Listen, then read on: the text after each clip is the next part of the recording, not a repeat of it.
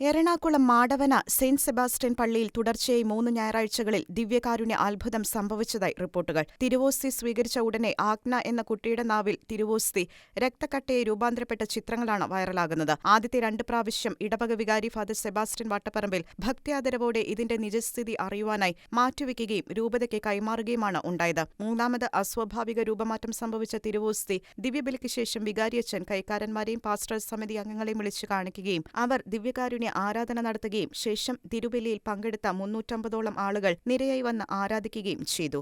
അഭിവന്യ ജോസഫ് കളത്തിപ്പറമ്പിൽ പിതാവും ആരാധനയിൽ പങ്കുകൊണ്ടു. അദ്ദേഹം ജനത്തോട് പരിശുദ്ധ ദിവ്യകാരുണ്യ ഭക്തിയിൽ വളരുവാൻ ആഹ്വാനം ചെയ്തുകൊണ്ട് അസാധാരണമായ ദിവ്യകാരുണ്യ മെത്രാസന മന്ദിരത്തിലേക്ക് കൊണ്ടുപോയി. അയോഗ്യരായ നമുക്ക് ഈശോ ഇതൊക്കെ അനുവദിക്കുന്നല്ലോ എന്നായിരുന്നു വികാരി ഫാദർ സെബാസ്റ്റ്യൻ വട്ടപ്പറമ്പിൽ പ്രതികരിച്ചത്.